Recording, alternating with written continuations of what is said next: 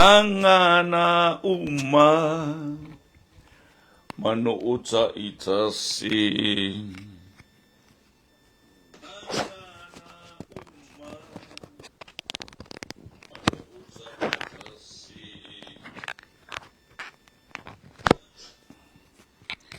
Fa'amanu ile atua ito atasi.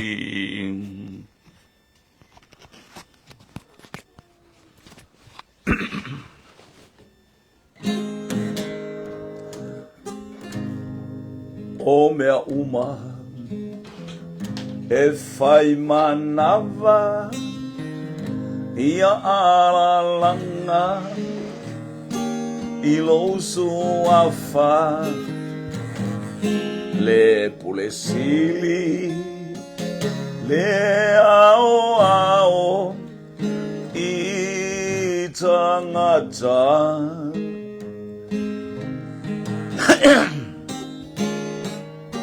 via oe ele lalo langi ngangana uma manu uta itasi ia fa'amanu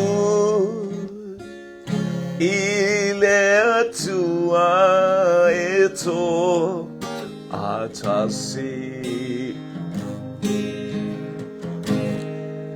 e mamalu lava oe e mamalu lava oe o le tolu tasi pa ia le ale fale o meka o Yehova e mata utia e angi o le matangi o atu maunga ua lolongo he o vao mala au ua atu lolo le moana o le toafa le ele ua alalanga e pa ia le sili ese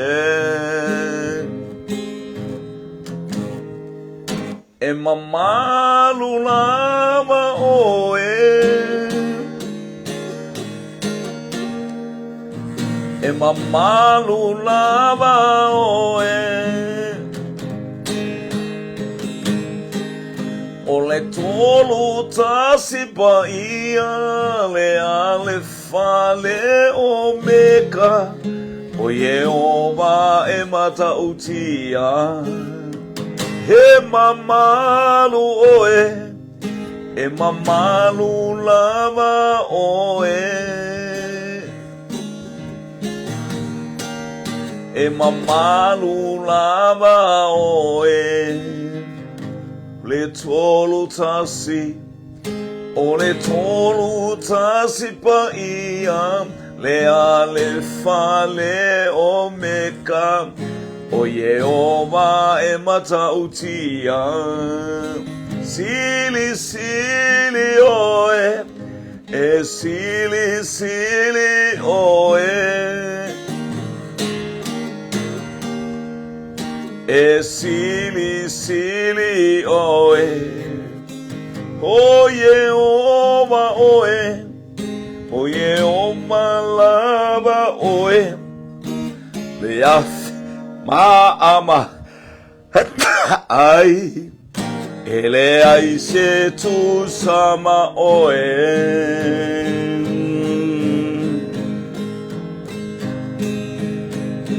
glory hallelujah hallelujah hallelujah Ele o vale nei vaenga o le auli. Ia whatalofa atu le ainga o le whatuatua. Praise God. O le ulua I whatalofa foi o le nei tausanga fau I le tātou polo kalame ai mainu e mamau le ala. Vi ia le atua o le tau o fiafi.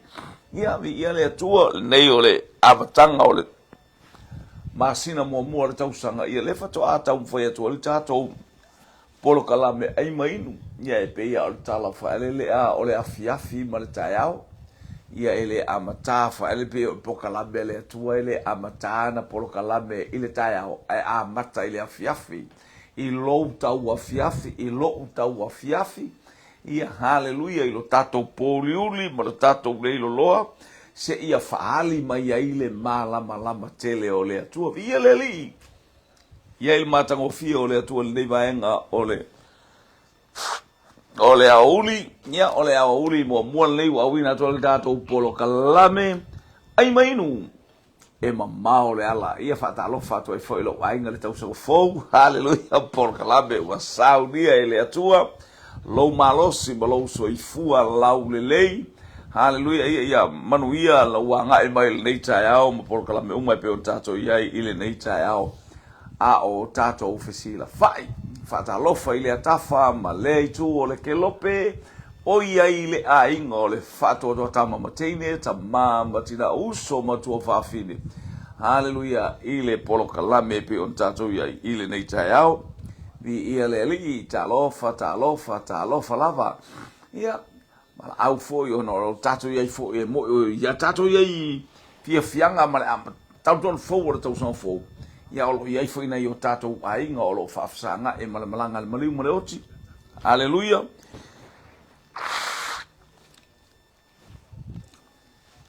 Haleluia. Ia tatou umalava. Ile mfaina alo esel malanga le maliu male oti. Ia le li. Praise God. Ia o le whatalofa na le tātou pokala ma le wha mai senga ma le wha mafarfaranga wha mafarfaranga atu le atua I ainga o whea ngai ma le malanga le maleu ma le oti ia le li ia le anga le lei o le atua ia le pa ia le atua mo oe ma le ainga ia wha mafarfaranga tele le nganga o le atua sau atu le mana o le toto I Yesu Keriso I mea uma o lo wha whea ngai fo I tātou uma haleluia ma le fita ma le whaingata o le toto lava o Yesu Keriso. Haleluia, e ala le taita inga le anganga pa ina te taita ina I tātou wha malosia I tātou I mea uma. Whatalo whatulo a inga malo le fōlau, ia malo fō ele whatalo toi le amatanga o le nei tau sanga. Hatalo whatu le a inga o wailunga o upenga sa whailangi, whatalo whatu Shelley Leipen, talo whailo tua fine, talo. Ni ia le li malo le soifua sole le ipa le osos. I alia oso mai a vese le pai alia a me uma fai mana ba e a batu e vi ingolo tatou ta ma o I le lang ia na o se fatalo fo I mora matanga no tatou por kalame haleluia fatalo fatu ele ainga ia wa mai sio tatou ainga ia fatalo fatu ai muso ia J Jimmy Brown William ia fatalofa brother talofa ele uso vi ia le ia tate te falo ngoto tate felatala ia wale tate samonei mo fo sava no ona ia asia si mai mo fo sava no ono ulo me te ia u te savale vale atai ia la tale festa ki stati oile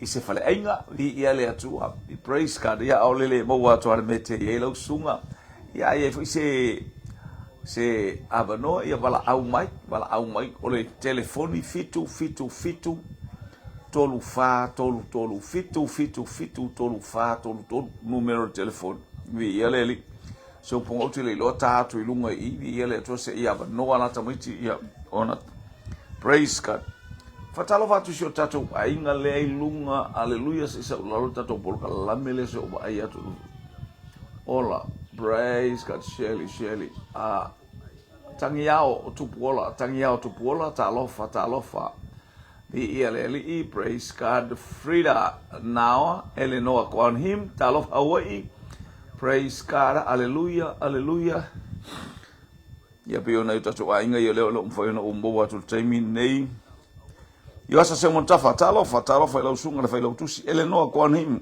vi ia le atua malo le soifua Fatalo fapito atu fo I Marita Crichton a o ia I Samoa nei le whainga malanga. Whilo e nei tai au male alo o Marita Crichton.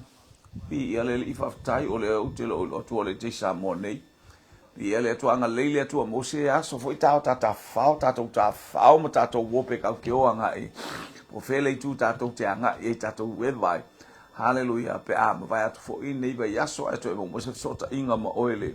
Le tina mtua praise God vi ia leli I ele anga lele mai ele pa ia le atu mo o ala whainga malanga I Samoa nei o ia life lato u mala fa na tuina o lato hallelujah ni por kalame ainga I tono Samoa nei ia anga lele ali ma fa hallelujah talo fa tu lo sunga elbow wai talo fa lo so ona ia wa wala to vos tato fe ai te le lopo e malanga ia leli ia praise God ona o le sa tau mai to fono tanga ftau I tonu a fo I mato seminar sa fai so a mai le so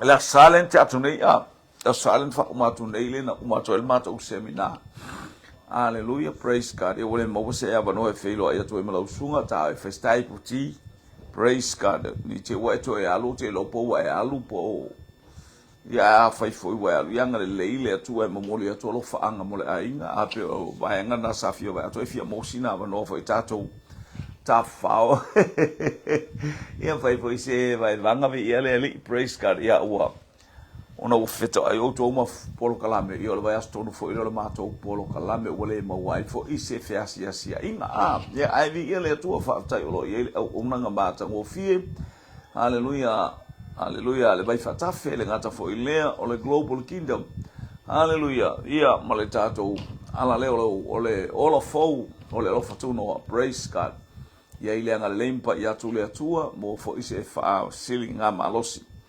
hallelujah talava to ile fo mai o uto fini anatongia le tine hallelujah praise God na wailu mal telefoni o vai no na wa tau foi atu ia ile senga bao a o lo tau foi malosi to ai foi hallelujah ia mana ia lo mata-matanga na fia ata no uba ai telefoni o vai nu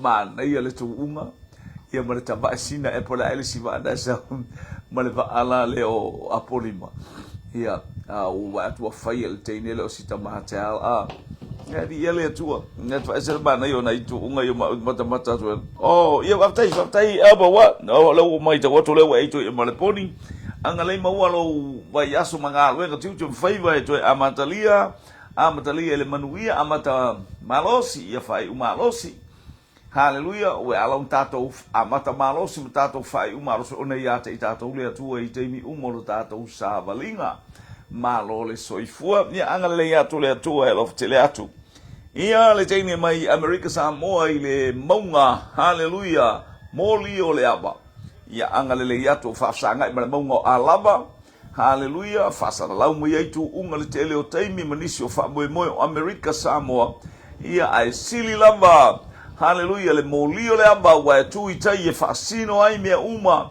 wala ba ele ngata fo le o mai tonu mo le atu I fafo o le atu nu o fe mala ngai hallelujah o ina fo ia tauta ai le sao Samoa lo anga ia tu leva yaso hallelujah o wa ainga ma polo kalame fai ia manuia le fa manuia le tu ile amatanga o tato polo kalame hallelujah ele fa pe wa me e ia sa tilo to apolas time ia manoa o matu afa abedesi ma pi si bel nei amatanga le yaso ia vi ele tu ele ngata fo le amatanga o tausanga ia ai fa tai ile tu le wa nga ia tu tato polo kalame o le toe vai yaso le la sa nei le la nga ia la anga ia tu le tato polo kalame ia ma fa solo tu ia no I vaenga SSP ona iai ai fa tai molo o wai fa tai molo fa tasi mai nei vaenga o le uli ia tel mana yo tato iai sa valinga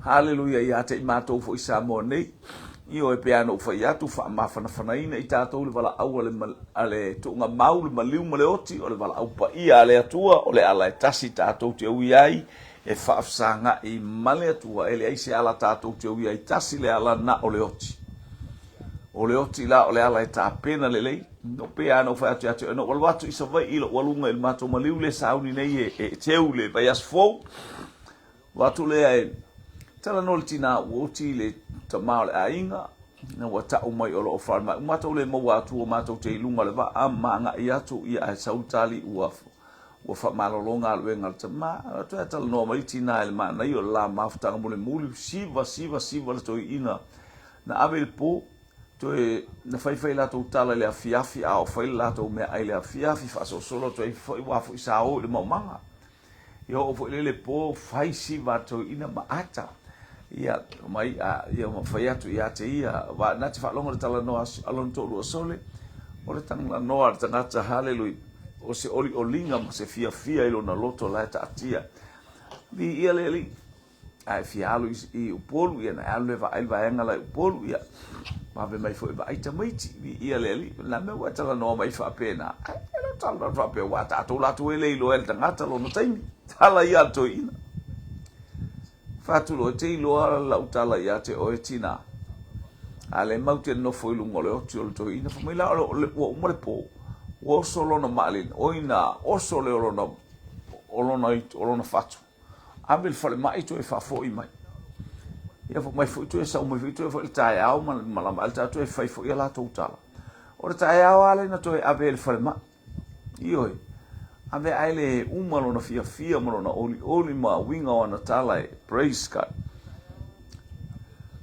ai abato ile fale ma ai praise God ai mo watu le tala ile ia lo ile altina ai na vala au mai ai al watu o maliu toma ia leli o le tala la lele sa fa matala no fa ya tuai e se le mana i o le tangata e a mata malosi fai u malosi a matalo na olanga i le fa olotanga e ui yaiti ngā fita e tau wiwe fi nau ma tau ma fai pea ma tau pea ui mea uma hallelujah praise God o lea ua o maile taimi ua hallelujah praise God o maile taimi ua o mai ele leo ti ate ia ai ala e tala noa mai o tangata la ele o la poto e oti ata mai e ola e soifua fia faatali le taimi o le atua ilo na olanga e amai oe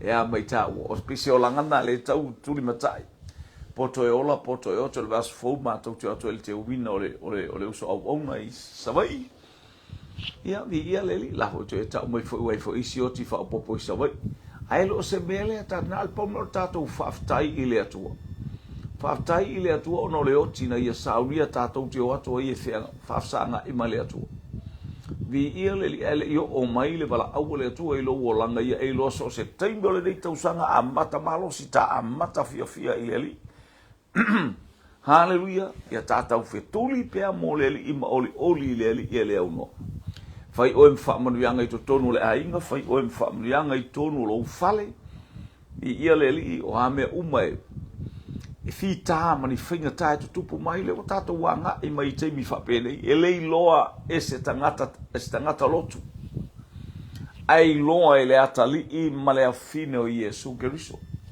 sole ele si ainga na tutu mai ana nei o le meu te ofai o le lei loa ele ainga le o te lei lo pen fa fino lato lo ai ma o meno no foi ai sa warta mai titi ya te o tama ya te o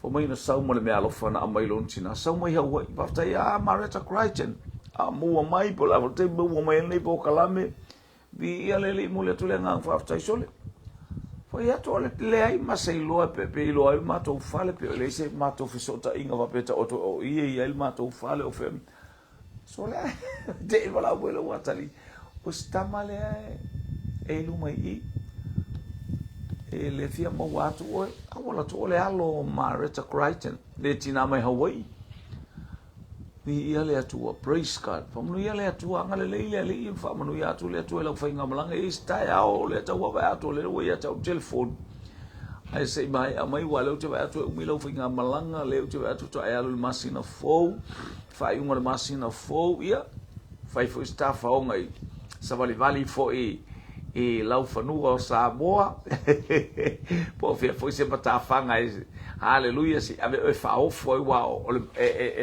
ave le matawhanga te ofo i wao Waikiki ia e numero tasi le lalolang a e saurola i Samoa ia na e te i lolea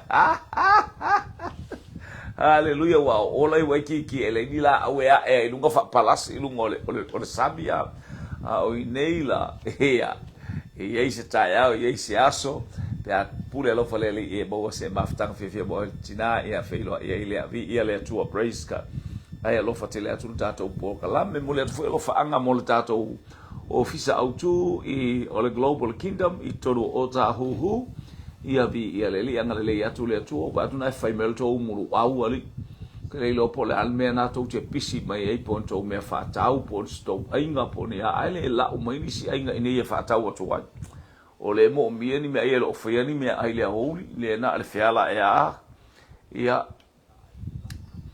taele o taota ia fa pena ia le wa mo o mai le o ia fai lo mal por kalame pi ia le to le tau fa ta ia tato masini la iti e tau fa anga ia to le tato po kalame ina ia o atu le taimi wa ruti mai le vai va ia o le ai manu ia me uma ai fa tai mo la tala dai fisili ia vi ia le to o le fisili mo le tato po kalame e tu atu nei vai ngole aso e o ia so o le ale ulua i fa masinonga na faia e Solomona o le ale ulua i fa masinonga na faia e Solomona i ia le li fatalo fatu yo tato ainga umo e se ainga ole mo atu fatalo fa mo o sa anga mai ai fatalo fatu talo la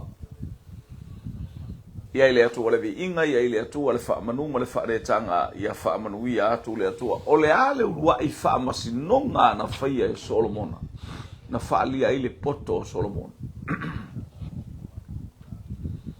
ia le atu ai mai no e mamao le ala lau por kalame ao ia ta ia Elia to ina na fa tonu le angelu no fo ia ilunga Elia no fo ia ilunga ai mainu ma lo si ai mamao le ala nei ala utato savali nei ia ele la titi umi lava le ala pale fainga malanga ia ele nga leo le tua ia te oe le fasili mo le nei tu aso hallelujah praise God o le ale ulu ai fa masinonga na faia e Solomona ia mo sautali mata ngofie praise God hallelujah hallelujah praise God ia le watali mai ia Shelley Laban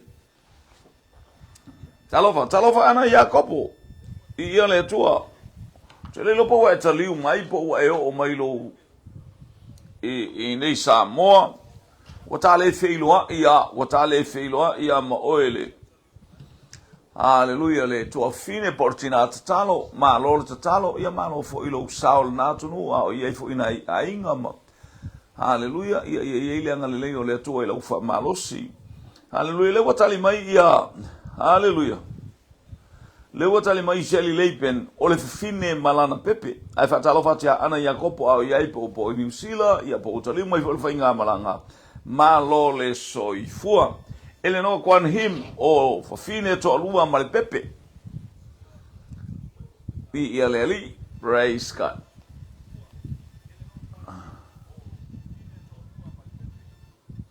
hallelujah hallelujah maina saili talofa lava sauleola ani pasa talofa praise God hallelujah ora tu atu ina i ngoi wanga ya lunga i sulu asiata vi ia le atua praise God ia fatai abu wide mole familia ia vi ia le praise God hallelujah hallelujah hallelujah glory ia le wa Talofa atu tia fau seo si great. Talofa leu so awona. Vi ia le tua. Manu ia le tau sanga fau. Haleluia. Maletali o fafine to lua ma la pepe.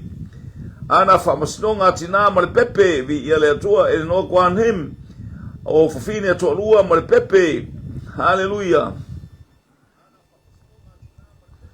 O le to e fo i maltene ma to lea.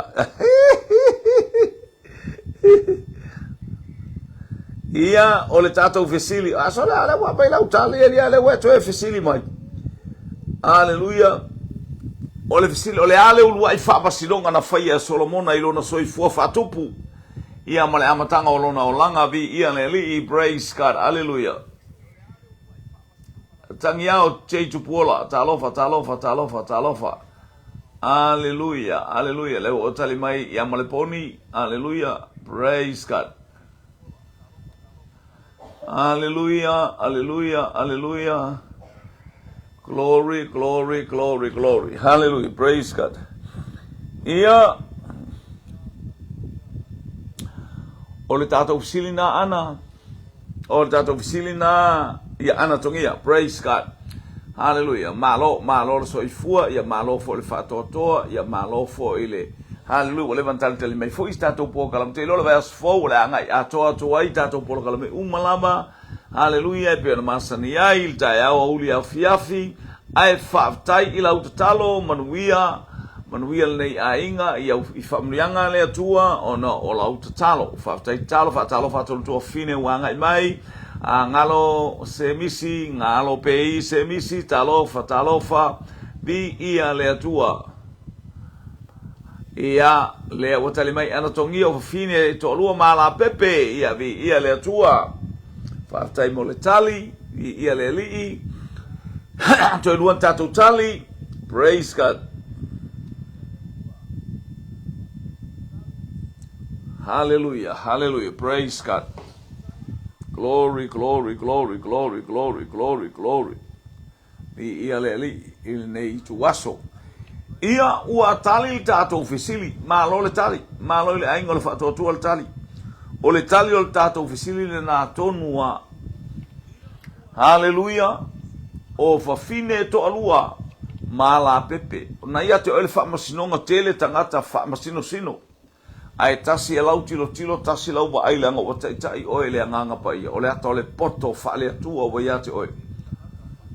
Oh, praise God. Oh.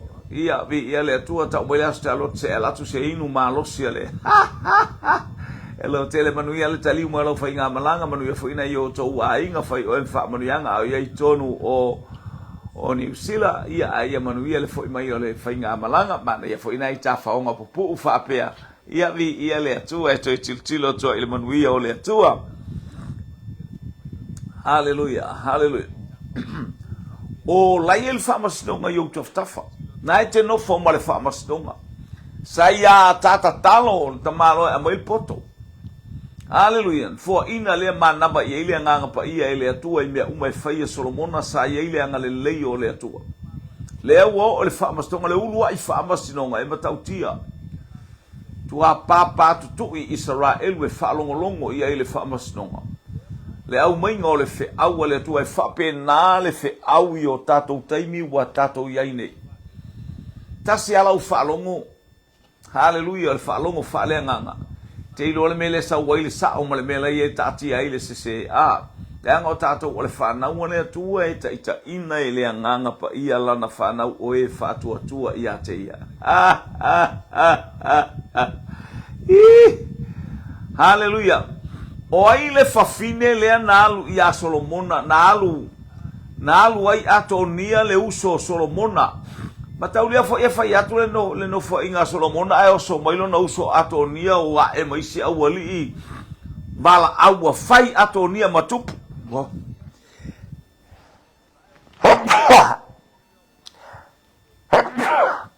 La no fo le tupu ala u fai atulo ia le fai atulo ta vita na tano asa toka penaya ave Solomona fateti e la ufalata o ile vai o kiona fa u Solomona e fai matupu ya Israel A o uso lea, ele I wha ele e se upo le tupu a whai wha malosi a. O ai le ingo le whawhine lea na whai ma a bata vita, na lae na iei pati sepa, ta iei ma le whawhine lea na avatu ele nuu. Se I tau wha apupula po o ata mai po o iei se malosi a ia ta vita. Aya, wale ei se malosi a ta vita. Fa mai tala tus pa ia ele I loa e ta vita le teini ele taluna avatu ele nuu. Tala le leima ilo, ta lofa lava. E peila na avatu le neima enga o le aso o tatou iai. Aleluia. Peila na tatou atu le neima enga o le fafine le na manao ato nia la te nonofo. Au avea ma awala e fasioti ai e Solomona ona ua le mafaufau ma le mea wana whaia. Fa mai Solomona I lontina ina waratu lontina o pati sepa e whaatonga atu I te ia mo apiseka e ave nonofo ma atoni a mai anan me wale esele ma mao mafaufaunga o le tangata whaale atua. Esele ma mao le sauninga I le anganga pa ia o lo mafaufau. Fa mai tala Solomona la me wale whaapea mai ai awa o lo uso e avatu le malo I te ia le nofo inga alo mata mai nofo ai. O le mea wana whaia soi fua I oma le atua. E o lava. Le wo esele awala wa ui mai ele au vaenga ia. Tau mo whaia whao le no fua inga. Mai le lima. Whao le no fua inga. Hallelujah. O lo mo mia, praise God. O ai le ingoa le whawhine lea na manao iai ia atonia. Late no nofo, o ai le ingoa le whawhine. Na manao iai atonia late no nofo, o le wharatua o tāvita. Hallelujah. Ai mainu e mamao le ala, talo vatu sala la, salo, sala, sara la, salo, talofa. Malo le soifua. Hallelujah.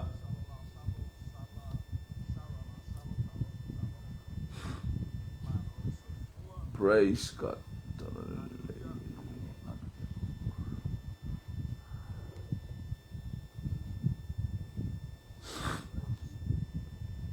Hallelujah. Oe mau mai fufine lea na le to'alua muli au tāvita po le to'alua le iloa e tāvita le fufine lea la na abatu le taimi ua lafo le ta'u le ngana Samoa le ua luluti ti ngā ia ua ti ngā ina le tupu o lo ma el tupu e lo iei se malama tele o le tupu inisi mea se tele a le ua avatu e Israelu le teine lea. Hallelujah. Ina ia mawhai ona toe sui ai ia fōlingo le tupu.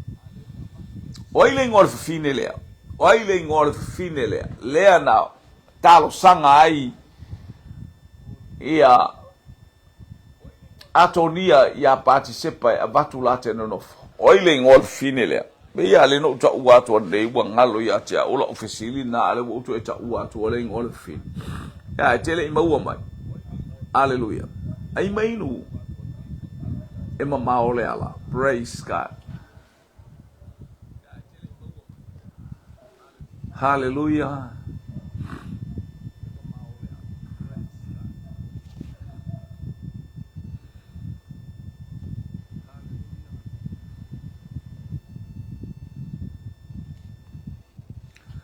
Fatalo fatu so stay te tau mai dato po kalame nei tai ao I o se por kalame fo ato e fatati atu ai mas fatalo fatu tato ai ngai por kalame o le anga I atu ai tato ai ngai le nei le watali mai ia apiseka le watali mai ngalo apiseka tali mai ia tali mai foi ia anatongia o apiseka o le apisale tali mai ngalo o le apisale to funga ai o le apisale to funga le fai le hora sasa ai ia le praise God ai mai no e mamao le ala to e lu tato tali il tato sili le ia Praise God. O leo te ia ile mua tupu mta upu elua, ma le mua tupu mta upu le no fua inga Solomona, le anga ia tuaina I fisili ia, mi ia le li, ina ia tātou whaim whamtala loto ia te oe, ia te au ia te I tātou, Roma le lea, tā lofa, o api seka le sunema. Hallelujah. Vi ia le li I whaftai, ana tongia api seka le sunema. Pua fiti eskia tā pelu tā lofa lava. Ai mainu lau polo kalame. Hallelujah. Ia. O tā lofa atu le ai mainu I le nei. Hallelujah. Ilo ntoi amataino of polo kalame. Amatatu awal vai asfou. Io le anga ia tula tātou polo kalame ai mainu io na o onga masani ai. O nei aso ia pe lua pe tolu pe fan tātou fisili.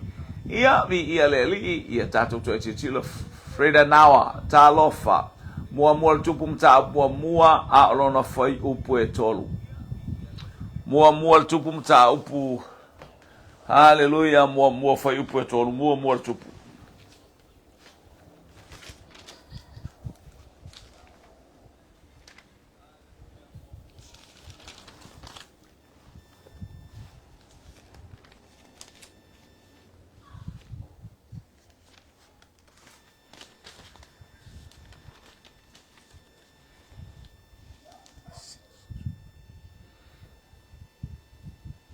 Yeah, man. Hallelujah. Mua tupu mta upu elua fai upu elua sumaritasi ma yangalo apiseka le fine sunema. Hallelujah. Ya lena au maile mua tupu mta mua fai upu e tolu e ana tongia. Tu salelei nei tusi. Hallelujah. Florence na naivo. Talofa faletua. Talofa. Malo le soifua. Malo fo I le lange mama. Ia le tausanga fou mata ngō fie. Se e mail tātou whaatalofa I le motu I saute. Hallelujah. Ia e le tō I saute o New Zealand. Talofa Timaru, Oamaru, Christchurch. Hallelujah. Praise God. Talofa Niki. Talofa leuso au onavi ia le atua.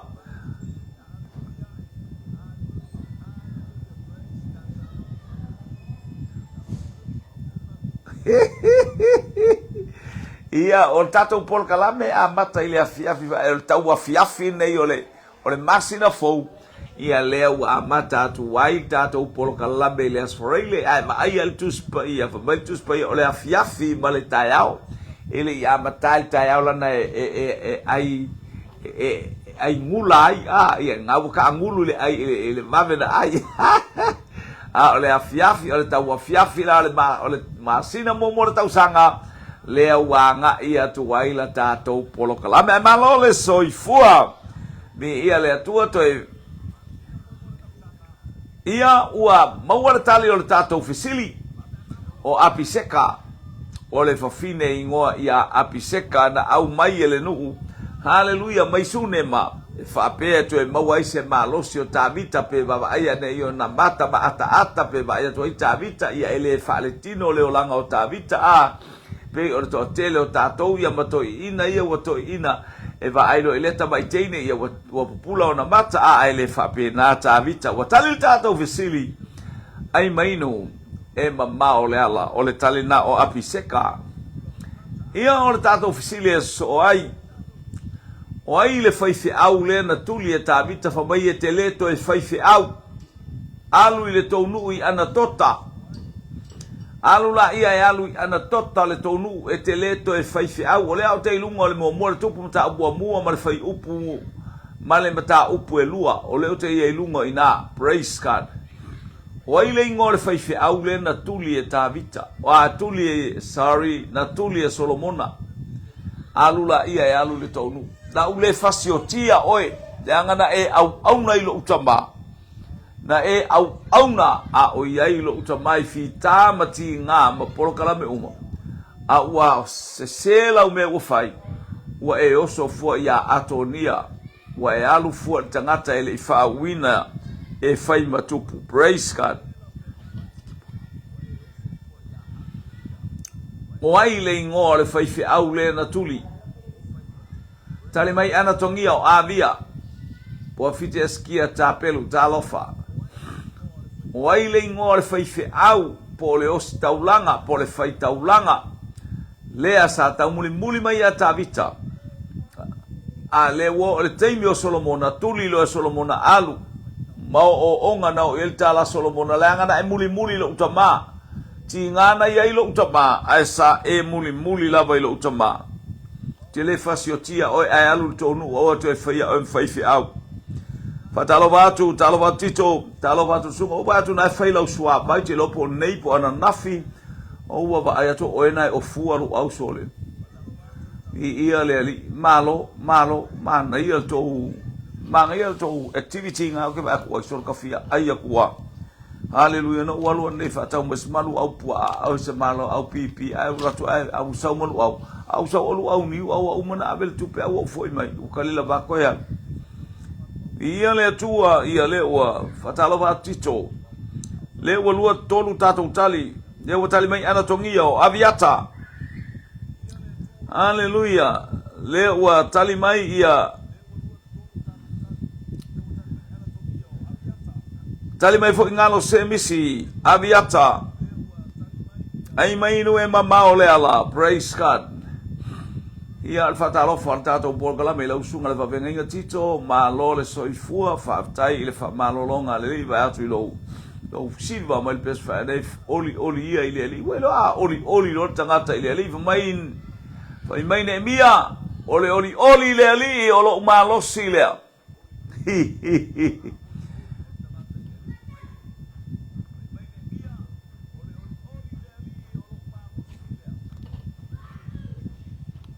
praise God ya famnuia oile tua malo wanga mai lunga le tatou polo kalame o abiata lea na tuli I ana tota mo le tupu mta upelua fa upelua sumale ono ia lea ua tali le tatou fesili o le toina o abiata o le toina le o abiata lea sa tuli haleluya sa tuli ele e Solomona malitala Solomona alu ile tonu I antota ele to e faia o e mafaife au ele to e faia o e mafaife au oka vi ele o le tala na Solomona na faia aviata haleluya fatau ina o le afionga le atua na faia eli haleluya ele oi ainga uma na faia ile atua ele taunu se laulu sina le tunga maueoti taule lea oti le malosi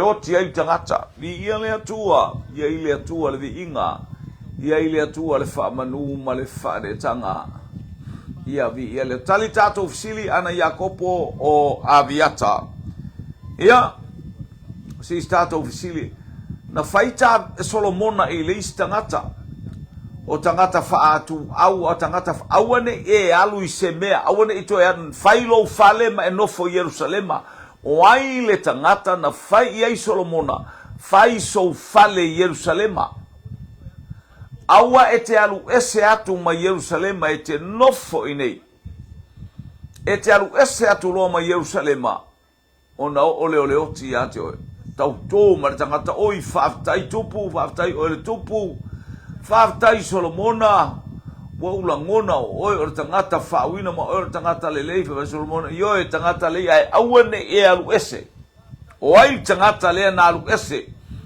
so sola na au na ai kupito ai follow to ai martamalo wa wang tu wa umale folanga meta ole le mata u ile atua malana tautonga aua ete taufua le suafo Yehova lo watua ele fasawina Yehova le taufua ilona suafa wa ile na muli atu itua wana au na malu to au mai ai kupito au wa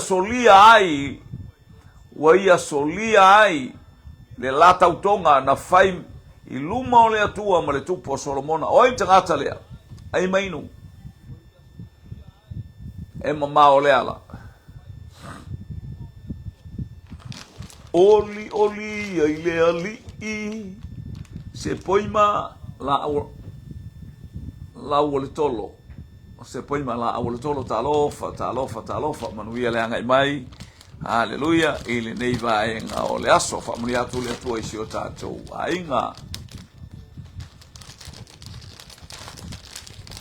O maili tāla Solomona e te alu ese loa ma Yerusalema o le oti iate o ina whai ai. Ai te iwale ana le tamalo wa alu wa oso sola ana au auna ai kupito. Ai tuwa ne al tamalo a tuli loa. Tuli loa. Oka. Praise God. Hallelujah. Ia te lor tatu sili muli fo nao nei ia uli ia le atua. Ole sili muli atua ile nganga whaftai ma le nganga whamalo tatu polo kalame. Ia ole nei wato amata mata atu ma le whatalo whatu i o tatu ainga i vaenga ese ole lalo langi o mai moa mai ai ma tapua i mai ai. Ia ile anga le lei o le atua. Ia na le utali mai ngalo na fai ia semi. Na fai ia semi le ortali mo mua le boilunga tatou tali lea na fai ia semi. Hallelujah, praise God. Ai mainu e mamao le ala. Praise tasil tatou tali wanga i mai. Fapea mai ngalo na fai ia semi. Fatalo fatu ile faletua mai Australia. Talofa Fetalainga, talofa Susana Fetalainga. Ia, praise God. Malo le soifua. Ia, whaftai mātou wheiloa i maleta maole ainga. Anatongia maletali, hallelujah, o semi. Mātou wheiloa i male whaifi au. Hallelujah, ia mātou mafuta ai. Hallelujah, i lea sa. Praise God, pia lea sa mua. O ia, leai lea sa lua. Asa balu mātou wheloa ia i mawhetalainga. Ia whaftai wheloa i fo ile au aunalo ia ile angale leo le atua. Kele mete pātolo tālofa vi ia le li.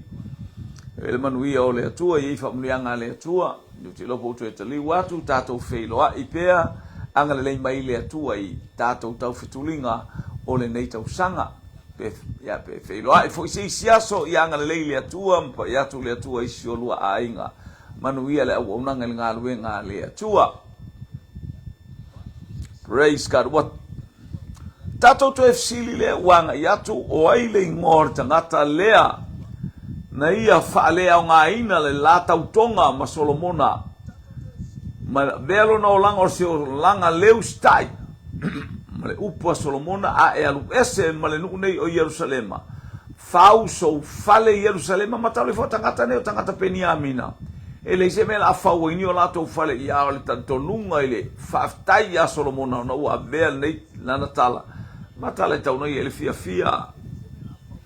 Ni ia le li, ianga le leile li. Praise, ai le ua sola ale au auna al tangata. Ai alu al tangata tuli ai kupito. Toi whafoi mai, o le ingoa le o le tangata o semi. Ua tali le tato fesili, o le au auna o semi. O ia lea na ia breaking up e na ia whaamalepe ina i le wingo le whaamaualunga ma le whaaloalo. Hallelujah. Patalo whaato i le uso anga i atulunga Paulo Atonio. Hallelujah. Hunt vi ia le li. Ia o tangata la ingo ia semi o le mana onga awana i whapena o le ale me o tātou tautoa i le atua ma tātou whai upu ma le atua e wha o ngā lau whanau ta talo mo lau whanau o ta talo fo ia o mo lau whanau ina ia anga le lei le atua ma ia pa ia tu le atua ma ia whamnuia le atua ina ia tātou whanau o ame uma malou mana onga ave i le atua ia ave malou talitonu malou whaatua atua i le atua. Hallelujah, e tali mai i le atua awana i o tātou wa me uma tātou te ave i le atua e pifo i ole unga ali i whaelena ave la me i le atua e to e oto e whasoa a e ole ave uma ianga le atu le atua le nei vaenga o le aso o tangata o semi o tangata le tala whea ngai lona o lang tau i nei a whamanuia le atua le nei a whiafi o le au talunga nama le amatutanga atunga le o le tātou por kalame whatalofa isi o tātou ainga mo le vai as fope au le lofa mo le anga le o le atua i le atau whai au wina atua li tātou polo kalame ai mainu i lona i tu la masani se fulma le lua i samone i a vi i le atua Fasto faia soifua tatou ainga. Ona o Yesu. Amen.